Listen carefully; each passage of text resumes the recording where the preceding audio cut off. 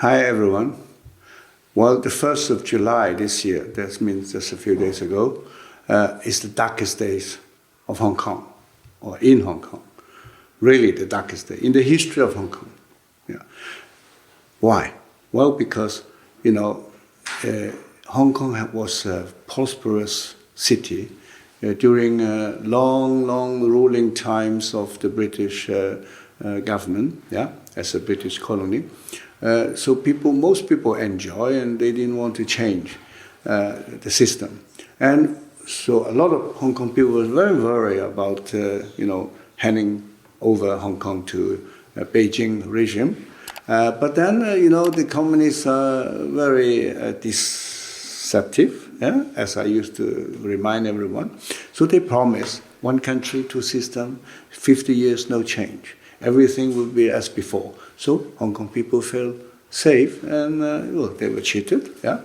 So what happened is, only after 6 years, 2003, they wanted to introduce a new law at that time called Article 23, basically similar thing, national security law, which give Communist Party the chance to basically arrest anyone and punish anyone if they think that this person, this organization endanger the national security.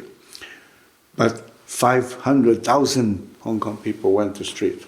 They have to withdraw with the whole law. And then last year, they try again with this extradition law. And after 6 months of protest, they also finally have to withdraw their law or the bill. Now, this is interesting. This is the power of people, because Hong Kong people enjoy a certain degree, or a big degree of freedom and rule of law and human rights. So that why it's possible.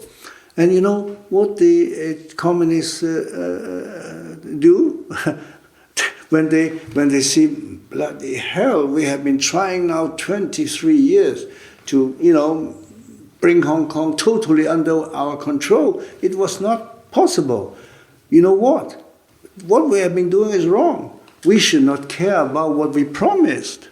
That law must be created by the Hong Kong Parliament and be discussed in the society and debated and so on, like in any democratic country. No, we don't do it. So what is new now is they define a new law in Beijing by the so-called Chinese Parliament in Beijing. And the law is written for Hong Kong. And Hong Kong just has to obey. And even worse, in this law, not only that they can put any person, any organization in jail because they endanger the national security of China, but they even allow their state security ministry to set up a branch office in Hong Kong to do the agent job, as they have been doing all the time, but secretly. Now, with this new law, they don't even need to do it. They don't even need to hire it. And also, in case they want to sue someone because of national security risk, the judge will be coming from China. But they say the Hong Kong chief executive can pick the judge she wants or he wants. But it's like you can pick any of those gangsters as your boss. Very democratic, but they are all gangsters. Okay, so there is not much reasoning in this case.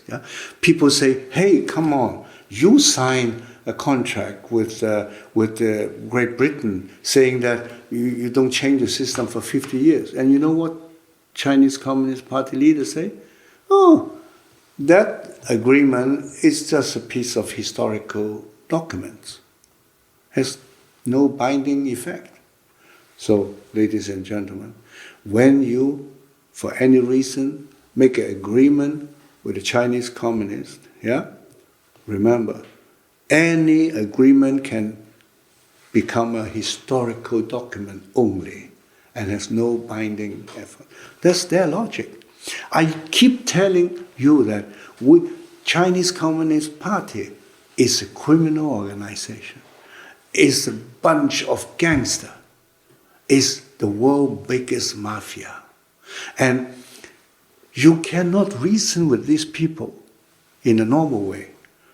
For us, we we think what is important value in life? That's freedom. Freedom of speech, freedom of expression, freedom of organization, freedom of demonstration, and so on. Yeah?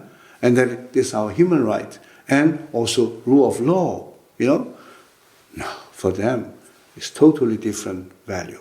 For them, most valuable things for them is power in my hand, yeah? And money in my pocket. If I have both things, I have everything. That's how they think. So when they try to drive Hong Kong in the way they want and it didn't work out, then their logical conclusion is, well, we have to increase our power over Hong Kong and we have to spend more money. So they are going to bribe even more Hong Kong businessmen, Hong Kong politicians, so that they become obedient. This is their consequence policy, actually not only in Hong Kong, in the whole world. And by the way, that this time, almost the whole world is protesting. Not only America, but Canada, Australia, European Union, yeah, all the G7 countries, that means Japan also. It's almost like a global alliance protesting about this new law for Hong Kong. But they don't care. And you know why? Because they think we have bribed so many American businessmen, we have bribed so many politicians in America and Europe, particularly in Europe, yeah? and in Japan and so on. So, these people, they will help us to, counteract the whole thing. That's true. That's how they think. And another reason that they do it is because they just don't understand the people of Hong Kong. They have totally different mentality. People in Hong Kong, they are used to freedom and rule of law, and they are not. They only understand the language of power. Okay, and also some friends of mine in mainland China, they call me secretly and say, hey, tell me, how come that they are so stupid to do that? It's not good even for themselves. They will scare the Hong Kong people and they all run away. I say, they don't think like you and me. These people in Beijing, the party bosses, they think, oh, yeah, maybe 1 million, 2 million Hong Kong Chinese will immigrate to other countries. Who cares? They are anyway not obedient people. So when you are not obedient, they are not of any value. They're worthless. That's how they think, because power is important. So if you are not obedient to me, it's like you are not giving me power, so you are nothing. So, and they will think, no problem, 2 million Hong Kong Chinese move away. We send 2 million mainland China or 3 million mainland China. Yeah? We have also a lot of highly educated people, but what they don't understand is Hong Kong has been such a prosperous and successful world financial center. It's not only because Hong Kong have a lot of highly educated people, but also people who care about moral and ethic, people who are considerate, who understand that in business the most important thing is trust. Yeah? So in order to be trusted, you have to be considerate, you have to stick to your promise. Yeah? And this is not the strength of mainland Chinese. Yeah? Their strength is how to breach their promise. So that's why I say they cannot replace all these 2 million. It's two different things. You cannot replace, things with other things. When you don't have rice, you try to replace it with potatoes. It's not the same things. Yeah? So this is why, although it's not good for themselves, they still do it. Yeah? And they only, if you understand that they always give the highest priority to their power, then you understand how the Chinese Communist Party or the Chinese government work.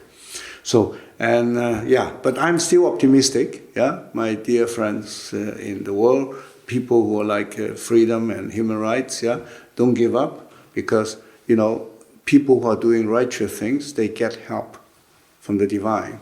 People who do evil things, they also get help, but not from the divine, from the demons. Yeah, I believe that there is in the universe, there is divine power, and that is demonic power.